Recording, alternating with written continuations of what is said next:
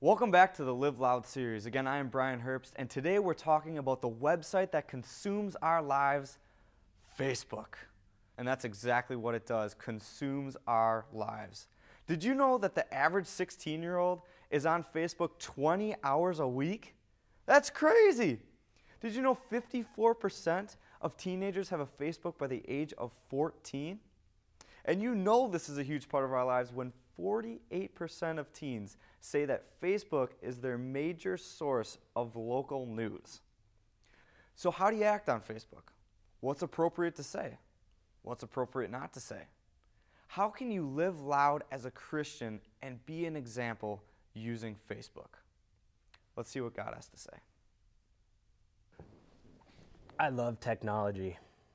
It's amazing.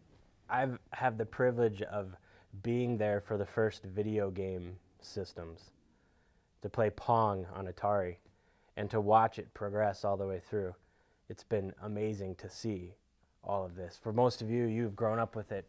Your whole life you've seen progress in this, but you don't realize how much it's changed the world, how there used to be a time when you only had phones that were on the wall in your house, and they had cords on them, and you had to stretch them out as far as you could get away from the phone. You have had phones in your pockets probably since you can remember, that you could call whenever you want. So technology has been amazing to watch progress. It's changed our culture, and one of the most evident places that we have seen this is in the introduction and then in the evolution of something called Facebook. I have a Facebook page. I post things on it. There's nothing wrong with Facebook inherently. But for you and I, we have a problem that just comes out most of the time anyway. And Facebook has a tendency to amplify that problem. You see, you and I like to look at ourselves and look inwardly, just the way it is, in all things.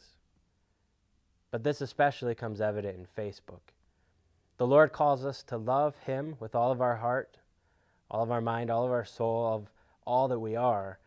And He calls us to love others, to look to their interests first. You may have heard this in society where it says you can't love someone else until you learn to love yourself. Have you heard that before?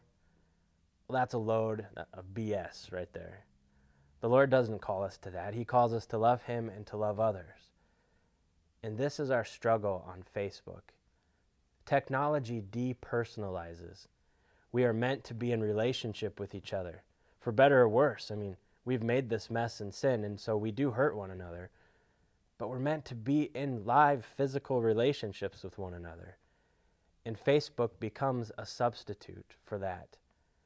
All of a sudden, we can write things and say things and communicate things without any of the consequences because we do it in our living room or in our bedroom at our laptop or on our phones.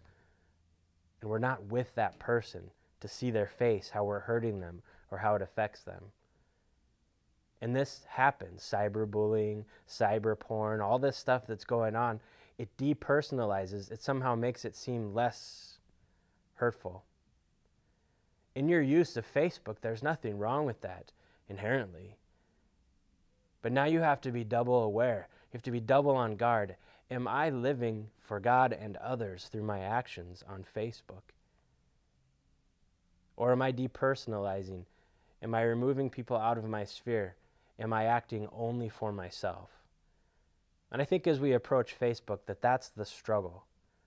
That's what you have to constantly guard against and constantly be aware of. I don't know, what do you think?